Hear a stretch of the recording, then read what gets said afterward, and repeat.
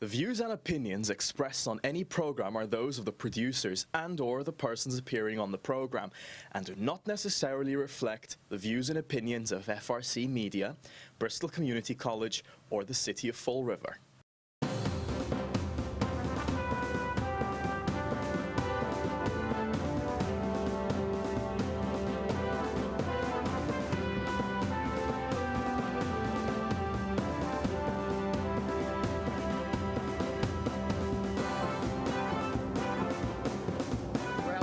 Welcome to Spindle City Straight Talk. I'm Chip. And I'm CJ. And it is Wednesday in the Riv after a clown circus last night. Oh, yes. Well, actually, it wasn't as bad as I thought, although I wanted to pluck my eyeballs out as usual. Except for all the lies. Well, that's true. I mean, the Auditor came out and had all the information.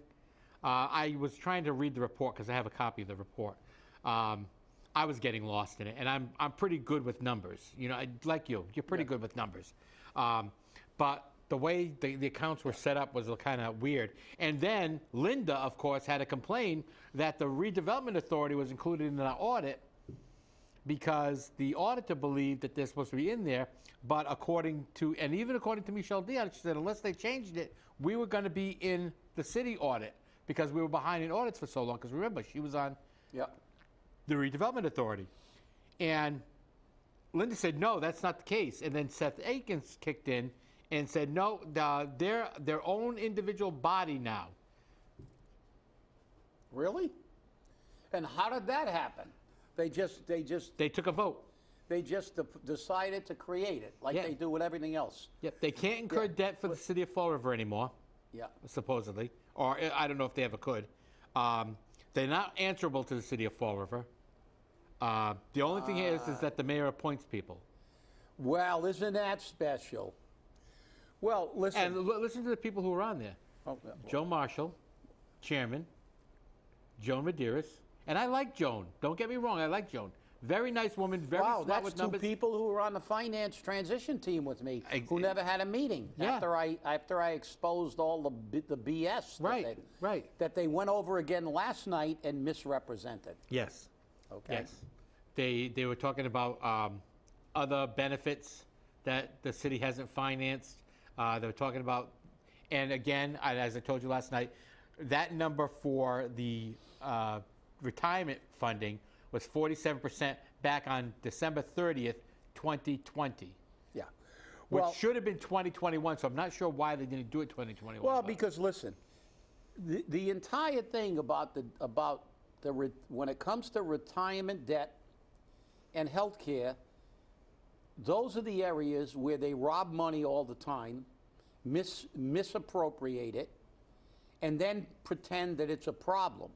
The only problem is their fiduciary irresponsibility. They talk about how much money. Remember, they were always talking about health care was we made a stink, and Michelle called them on it, and now all of a sudden, we're saving a lot of money on health care. And the deceiver-in-chief forgets all the lies. Now, yesterday they hired an outside company to tell us where we are, how much debt we have in the retirement system, which is fine. Their numbers were semi-right. However, this brings up what the problem in Fall River is. They hire somebody to say, oh my God, look at the debt we got with the retirement system, which now implies it's the retirement system and the people in it who created the problem. See, they're looking at where we are, not how we got here, even though the people you just mentioned, Joan Medeiros, and Joe Marshall were both on a transition finance team when I gave them the documents that showed this city tanked the retirement system, not the retirees. Oh, the liabilities. Not the system. That's right, we're liability. Not the system, but the fact that between 2002 and 2012, they invested $89 million less than New Bedford did, and it tanked the system. We were funded at a much higher rate. We were at the top of the state. Now we're third from the bottom, and that's because of misappropriation. They skimmed money because they had a bunch of richie riches on the board then, and it might have even been Joe Marshall. And another noted rich guy that was on the board that was friendly with Eddie Lambert. They kept conning the board, saying, yeah, you don't have to put in that much money into the system. Don't worry about it. We're going to make a bundle with our investments. And guess what? They didn't. They didn't. And they tanked the system. So let me tell you something, council. Pay attention. I sent you the letters. I sent you the letter I wrote to the entire finance committee that never met again after I sent that letter in on finances. Never met. But now they're going to pretend it's a big problem. It is a problem, but it's being fixed. We adopted a schedule, and we're going to hold you to it, so you pay the share you do, and it's going to take time, but we are gradually creeping up. Is it going to be difficult? You're damn right, because I think every retirement system in the state's going to tank over the next couple of years because of Brandon. Well, and they're destroying the economy here, and so we are not going to realize what, the projections. That's why you have to be ultra conservative. But nothing irritates me more when they rehash this and then they hire an outside guy. Look at the system. Yeah, look at the system. Look at the numbers in 20. It's 22. Why don't you have 21 numbers? Because you don't. Why? How much did we pay those people? Then they run around and saying these things. It's like the system was tanked, and I gave the city council the numbers not once but twice. I sent them the entire letter where I talked about health care being used as a trust fund, the retirement system being tanked by the city, and the obscene collective bargaining agreements that they gave out. I covered each one in detail, gave them figures, also gave them evidence. I gave them evidence of everything I said. I said they could link to videos. I showed them numbers from Gallagher. I showed them numbers from CanRx. I gave them all the numbers. I said Department of Revenue, how much the city made when they transitioned to health care. I gave them retirement records, retirement board records of what was invested from 02 to 12. I gave them everything. But this is what the deceiver in chief and his crew and all politicians do.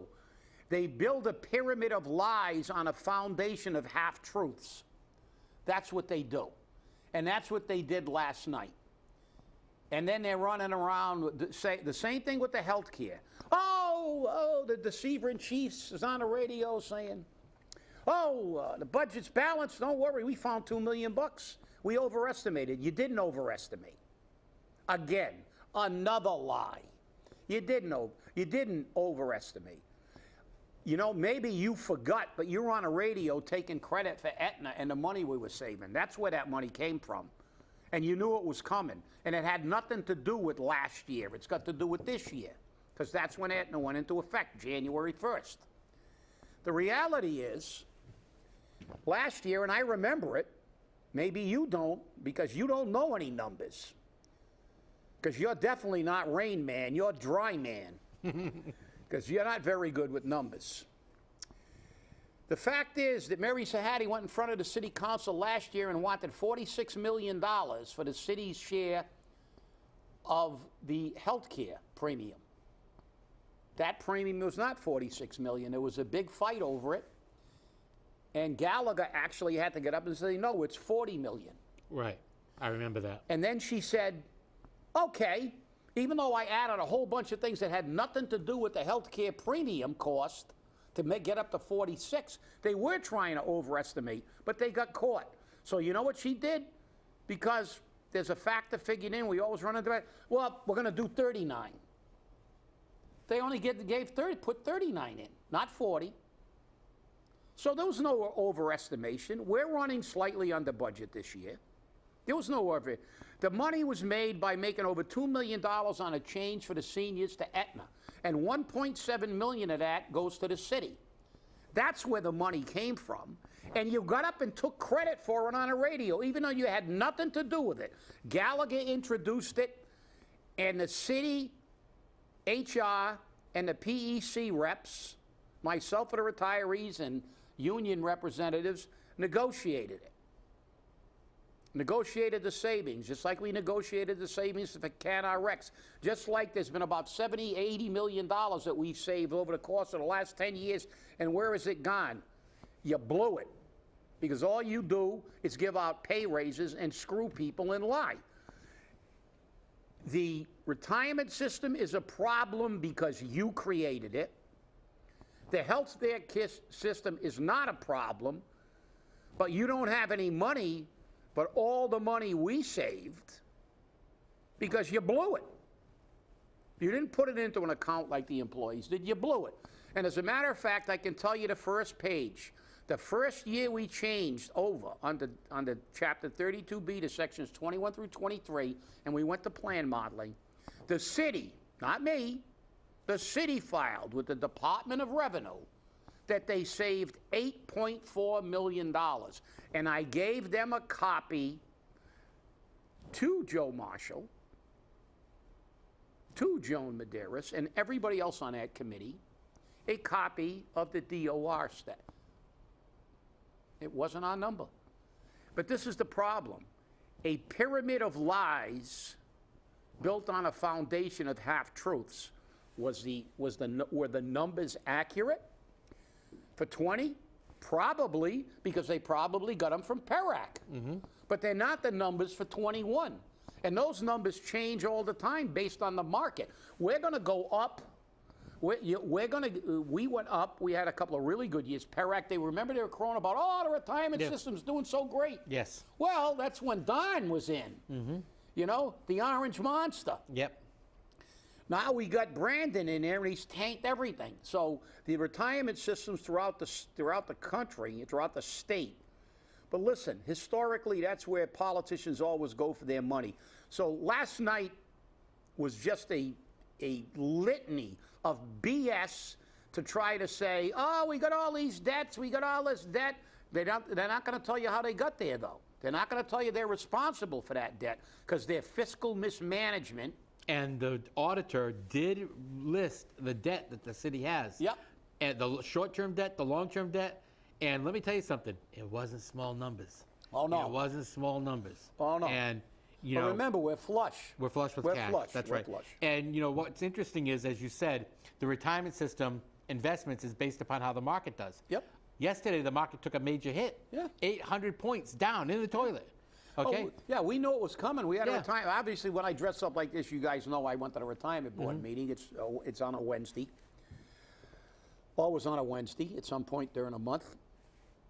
You know, we talked about that at the board meeting. You know, we were looking at our, you know, what we had received in the last couple of months. We tracked that at every meeting, and we all know we're going to take a shellacking coming. You know, we don't know how we're going to do. And this is the irony of it, because then I get back a flashback to Mary Sahadi and Sean Kadim saying, "You guys, you're too conservative.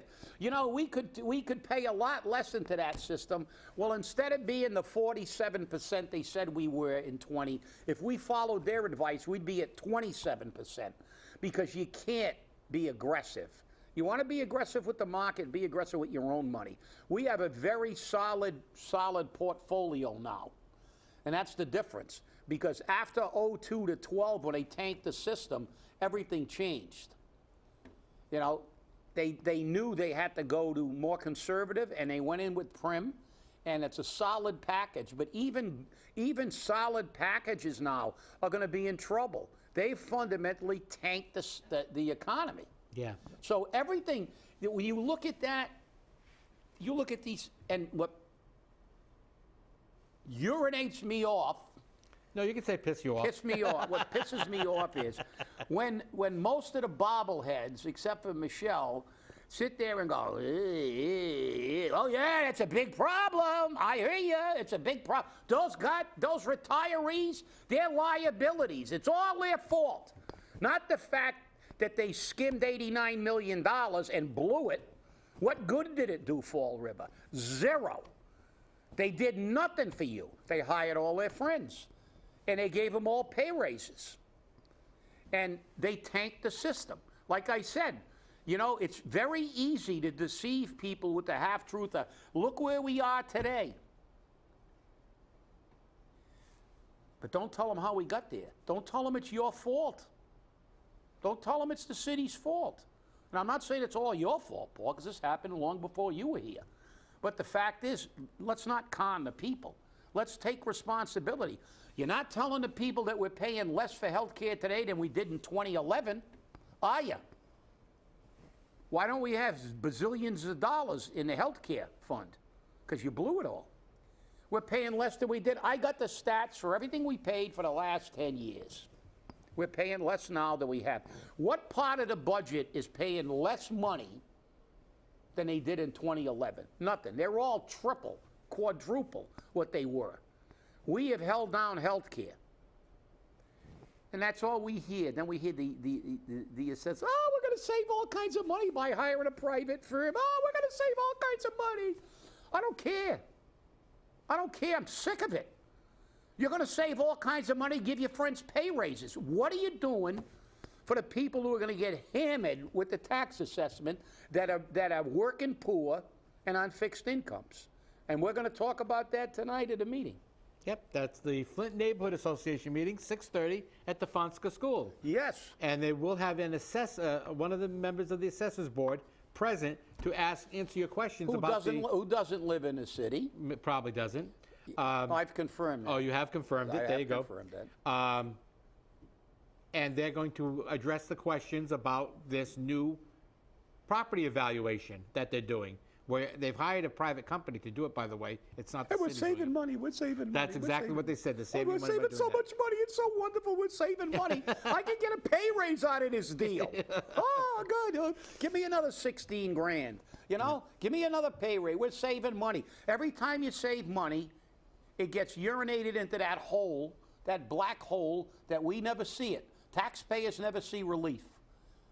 Low-income people never see anything. Oh, and by the way, to show that government throwing money at everything is so successful, it's come to my attention that the Florida Public Schools couldn't crack the top 200. No, they couldn't. 351 cities and towns in the state of Massachusetts, and we're below the middle. That's right.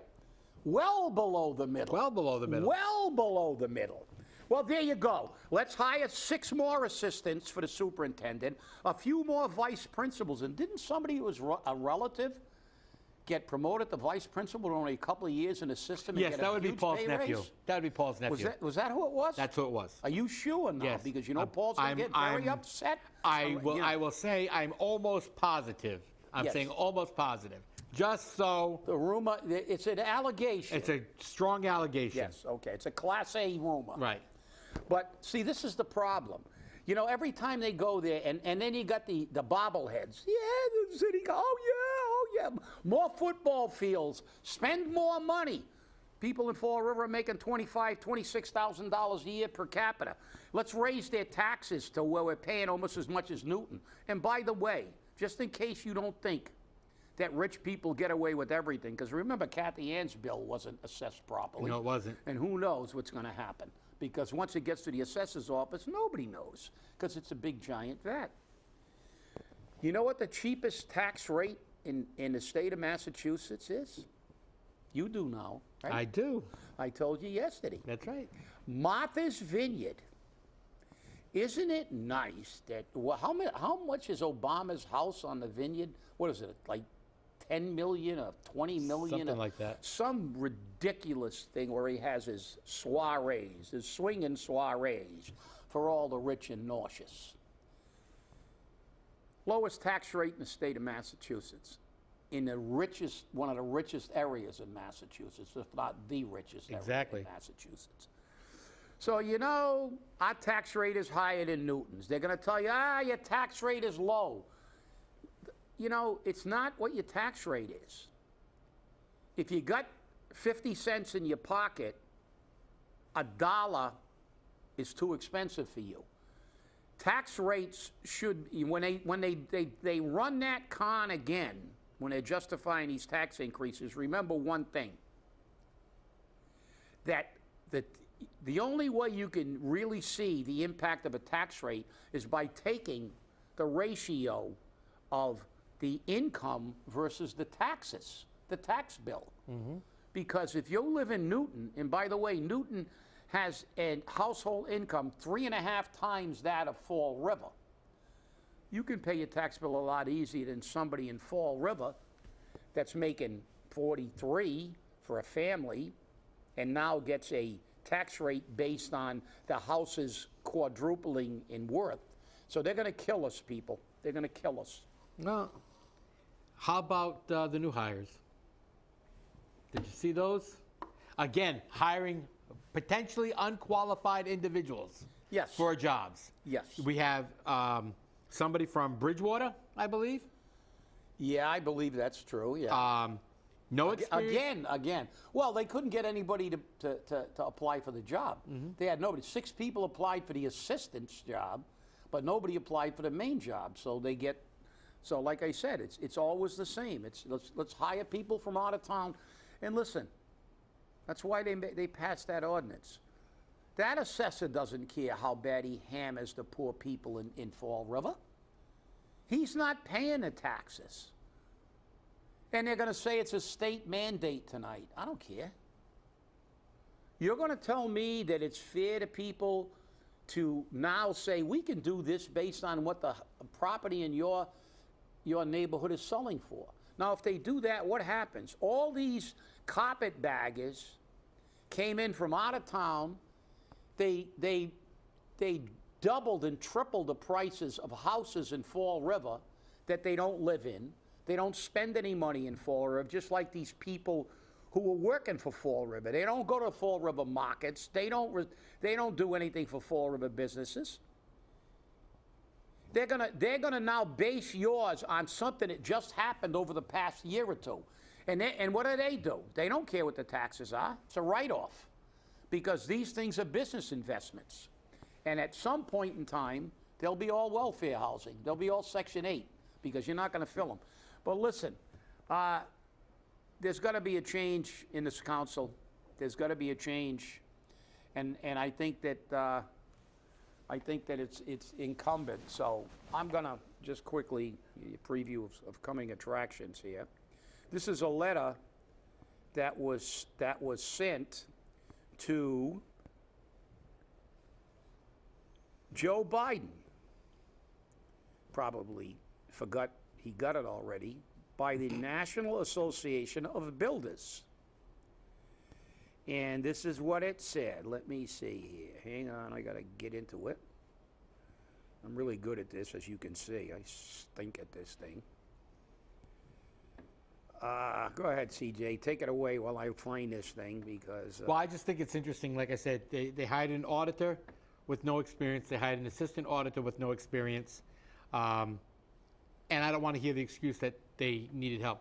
The assistant auditor came from within the city, from Mike Dion's office. That's the community development agency. I don't know how many years they were with the community development agency, but that's where they came from. The auditor, maybe the auditor was an affirmative action hire. I mean, I don't know. I don't you know, female, African American, you know, a lot of things. But she has no experience. And I have a problem with that. At least that's the rumor. So well, okay. We'll have to confirm it. We'll have to confirm it, yeah. But you know, it has been said that both the auditor and the assistant auditor who slid over from CDA have no experience. Right. Well, throw them into the pot. But well, and the thing is that, you know, sometimes you've got to get on the job training, on the job experience, and I don't have a problem with that. But put it out there up front. Put it out there up front. Yeah, you're right. But to see, the problem is, let's look at what happens in Fall River. They come here with no experience, and obviously you feel bad for them because they're thrown right into the fire, not even in the frying pan. They go directly into the fire. They learn how to do a job that they really haven't done before at that level or at all in some cases. And then after they get the experience, they leave. Look at our old auditor. She got a job in that office because of her cousin. She learned the job. I don't know how good or bad she was. She was a nice girl. I don't, I don't pretend to be an auditor, so I don't know how good or bad or indifferent she was. If Alan Sylvia was here, he could tell me. But the fact is, what did she do now? She got her experience. She folded her tent and she went over.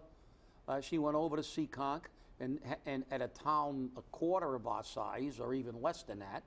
Nice, easy gig, a lot less work, and she got like a $20,000 pay raise to work over there for her, a relative.